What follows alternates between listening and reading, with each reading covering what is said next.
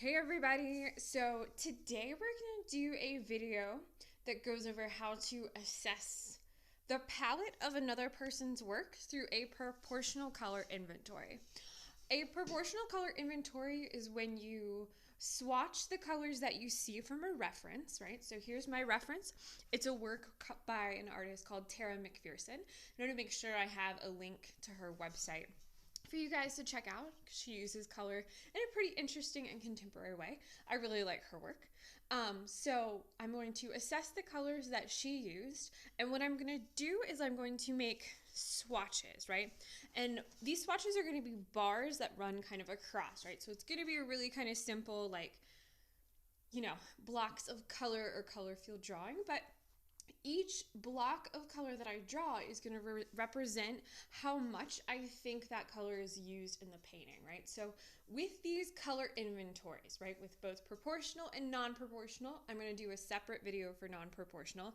It is very important to kind of limit the amount of colors that you see to 8 to 20 colors. I know that seems like a very kind of random range, but 8 colors is still a pretty simple palette. And what I mean by color is it doesn't always have to be a strong shift in hue, identity, but it can be more a shift in value and saturation, right? So my palette that I have set up here, I've got black and white, I've got a lemon yellow, which is more of that cooler yellow, I've got a cadmium red, which is more of that kind of warmer temperature red. It can make a lot of nice salmon-esque colors or coral colors. I've got phthalo blue and phthalo green. Mixing those two colors together is going to get me more of some of these mintier, aquamarine colors that you see, right? So I'm going to start off by assessing some of the colors that I think are mostly used, right? So I am going to paint a very kind of dark navy color because that takes up about, probably about a half of that background, right? So just a little bit of black and a little bit of that phthalo blue will get me close. When you guys are doing these kind of color assessments, it's all right if your colors don't match 100% because you're not recreating this work. You're just trying to assess the palette that you see in a proportional manner, right? So I'm going to add a little bit more black because I actually have two colors. I have a very dark, very close to black color, and then like a little bit more of a navy color, right? So this takes up about maybe about a third of the top of that background. It's not necessarily a third of my whole space, but I'm gonna kind of go for, let's see, maybe about a quarter. I'm gonna start there.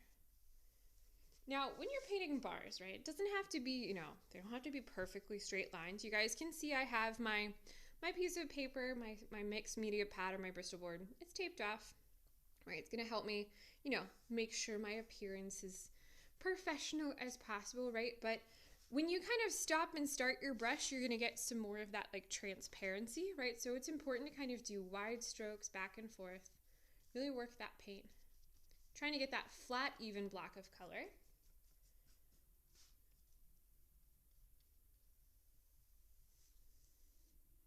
There we go. Right, and so the benefit to doing these, right, is like you can pick a resource, any image, work of art, photograph, scene from a movie that you're inspired by, and kind of steal or borrow or appropriate their color palette, right? So it's one of those things, if you struggle to use color on your own, look at work that you find that you like and are attracted to and you feel like uses color in a very successful way, right? And then try to like assess their palette, see what kind of steps they've done, and try to recreate it. And then you can use your color palette however you see fit and the designs you like to do, right? So I added a little bit more phthalo blue to that black. I'm gonna add just a touch of my phthalo green because it's not quite as navy. It's kind of got this little bit of like an aqua tint to it. A little bit more blue. This is gonna be a majority of the rest of my background. Maybe just a little bit more green. And so you're gonna try your best to kind of assess the colors that you see and color match as best you can. It's an imperfect system, right? So what I mean by that is everyone sees color a little bit differently. So if, we were all doing the same image and you get slightly different colors than the person next to you, it happens, right? So there is a little bit more of this kind of dark teal color. So I'm gonna make my swatch a little bit bigger than my first one. Kind of back and forth. I'm going to start down here. It always helps to add just a touch of water to your brush. Make sure your brush is damp without dripping. Just going to help flow that paint easily across. I'm going to go right up to that original swatch. Now, depending on, the atmosphere that you paint in, your paint might dry really fast, might take a little longer, right? If it's a nice rainy day, paint usually does take a little bit longer to dry, right? So don't get frustrated if, your paint dries really fast or too slow. It's more about assessing the color that you see and doing it accurately to the best of your ability. Right, so I'm going to try to get rid of some of these streaks. You guys can see maybe my teal's a little bit streaky, right? Paint by nature, especially when you use those more out of the tube colors, it's a little bit streakier. Right, it's thinner, doesn't have the opacity unless you're using heavy body acrylics. And so sometimes it takes a little bit more oomph, maybe a second coat.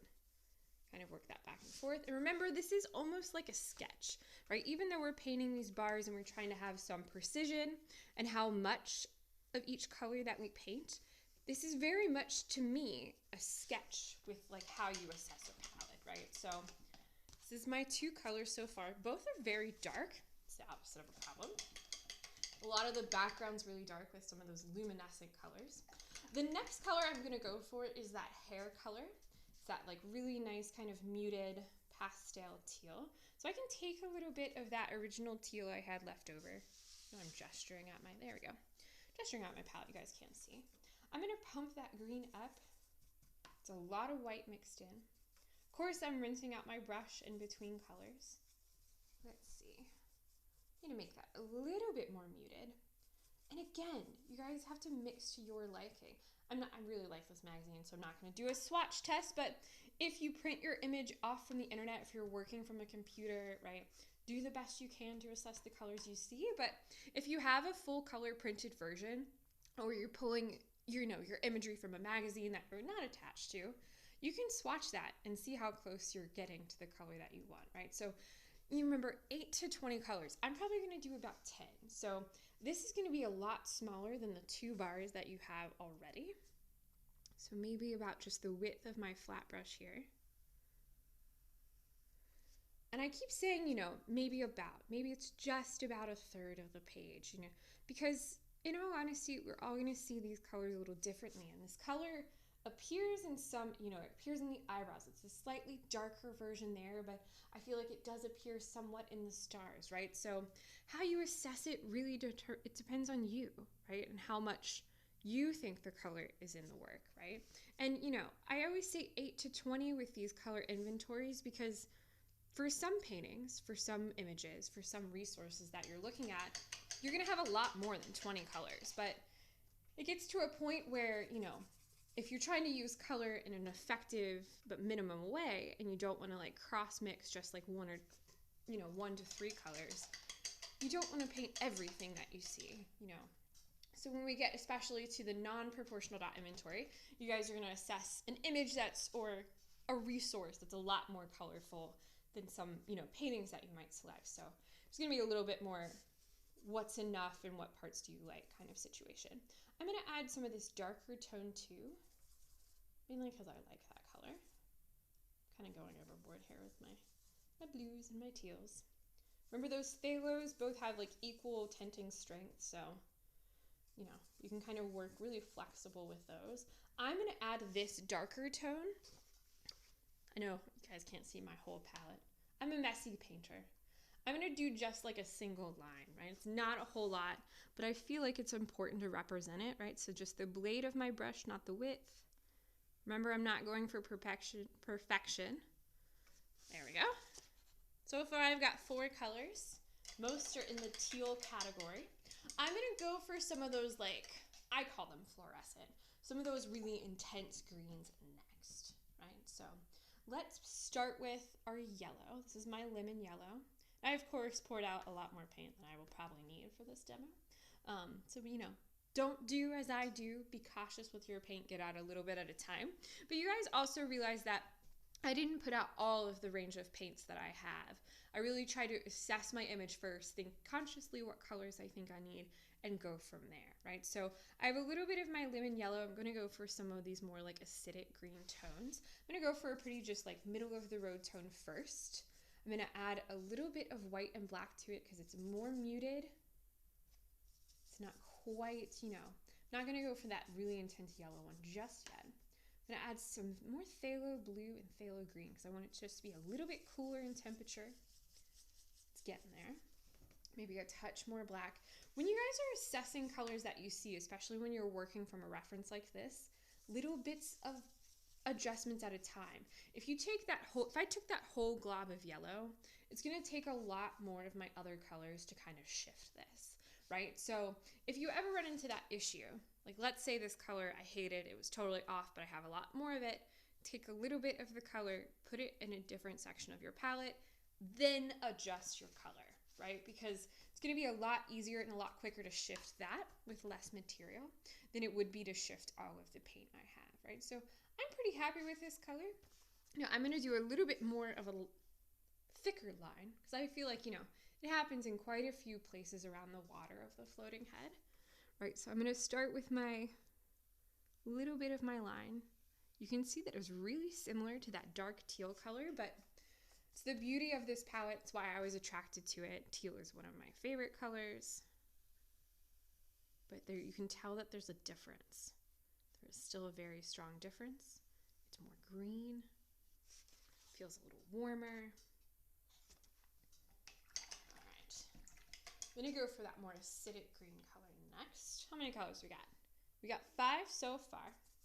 Just gonna kind of mix off to the side here. See, mixing off to the side, just carrying on.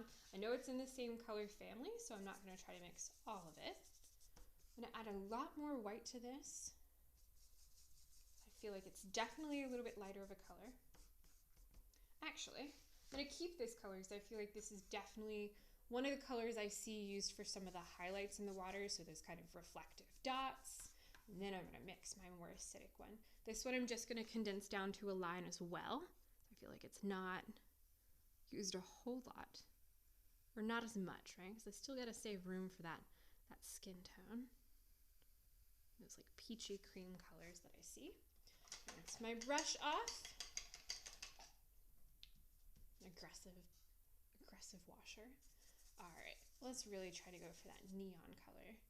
I love lemon yellow and my phthalos mixed together. It's probably 3 of my favorite colors in paint.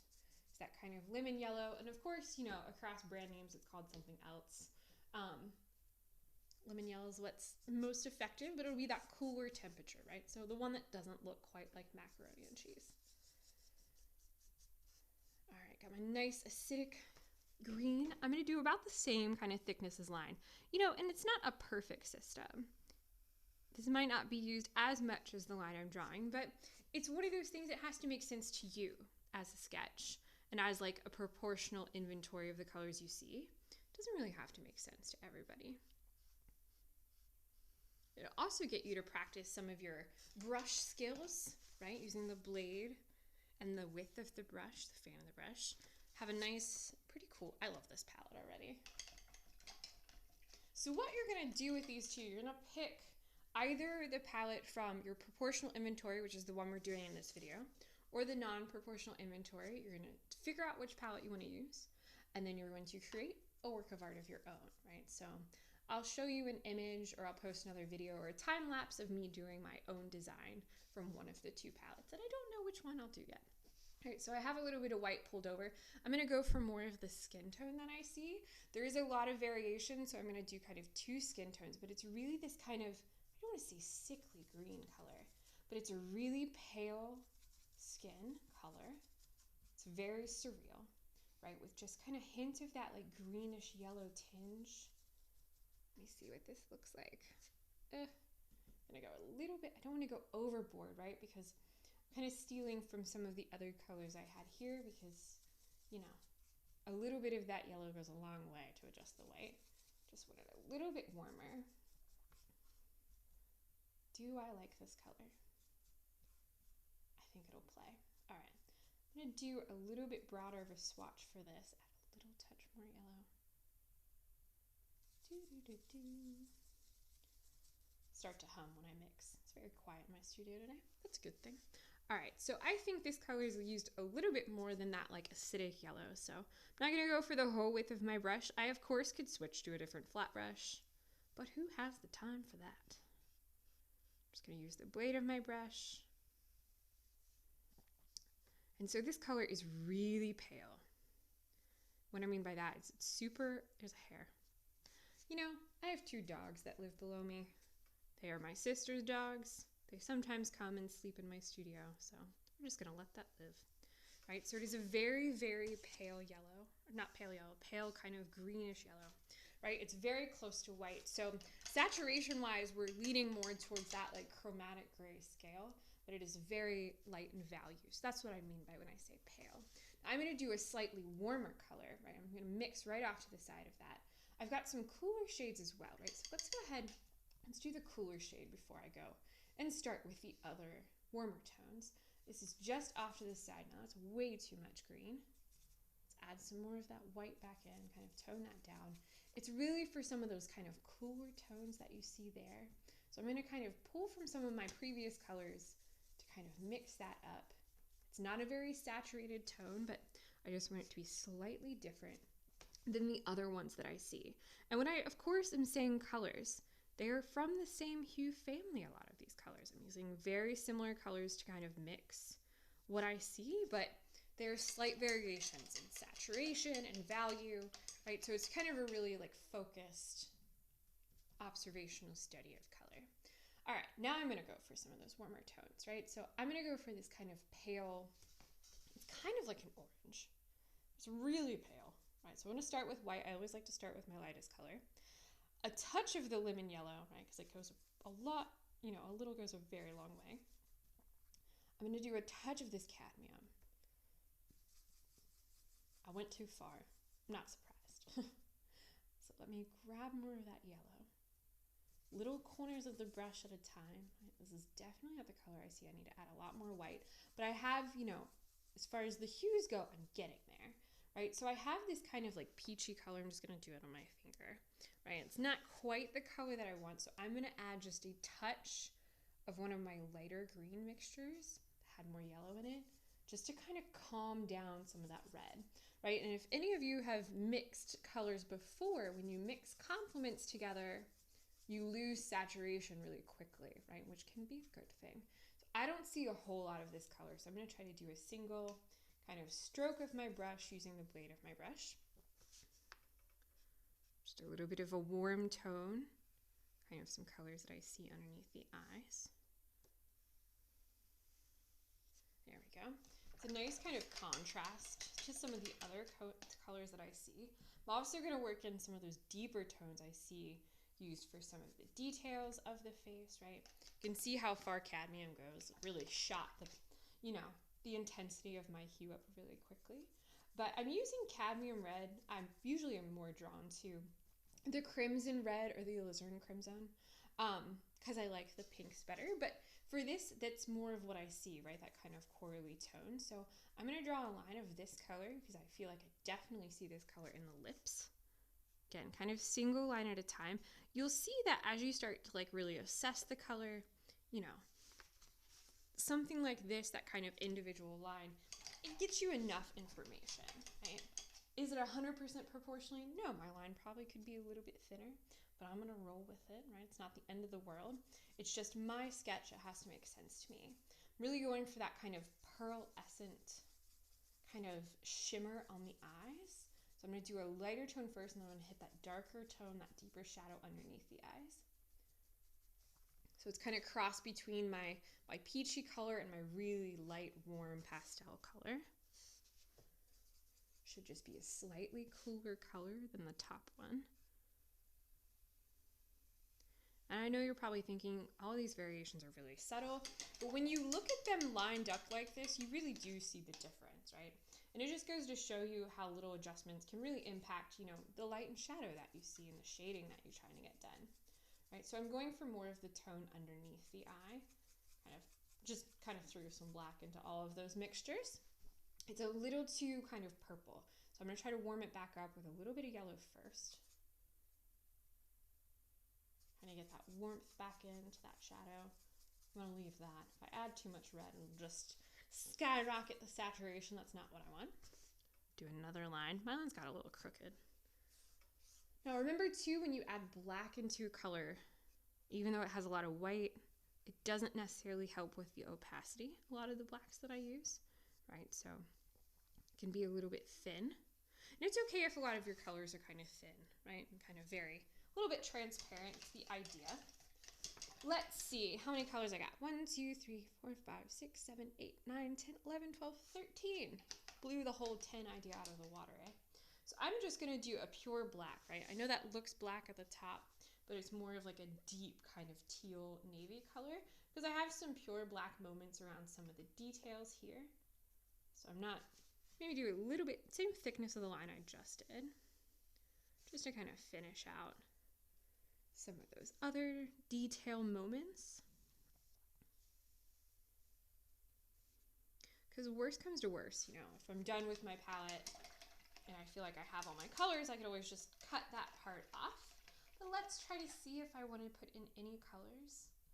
Might put in one more of that kind of like yellowish tone here. All right, so I'm going to take my yellow, add to a mixture down here, a little bit of my phthalo green.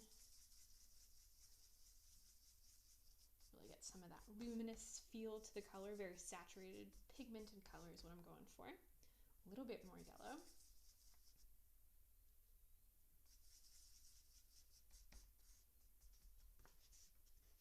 I'll play with that. I feel like that color is definitely around. This will be my last color. Don't know why I did it next to the black. That was poor planning. Hopefully they won't mix too much. Yeah, the color is definitely in there somewhere, right? So I could keep going, right? But for me, these are the important colors that I see. And when you do this, it's not that you're married to just the colors you see, right? This is kind of, I'm prop this up, hopefully not in paint. There we go. You guys can see, you know, is it perfect? Absolutely not. I know you have a glare so you can't quite see all the colors, but I like the assessment of the palette or the picture that I did, right? And so what I could use this for now is I could take my kind of proportional inventory of color. I could keep the proportions the same and figure out how I could, you know, apply it to a design, a painting of my own. Or I could play around with some of the value or saturations of the tones I see. Or maybe I like this color more and I wanted to see what it looks like with more of this kind of light, intense value color, really high in saturation, as opposed to like very dark background. So you can kind of mix it up. You don't have to keep the proportions of the palette the same unless you want to, but you know, it is there as a reference, right? And this is a fantastic way to assess color, find ways to do color research about artists that inspire you, about paintings that you're attracted to, about images that you like to look at, and apply it to your own work, right? So good luck and happy color research hunting.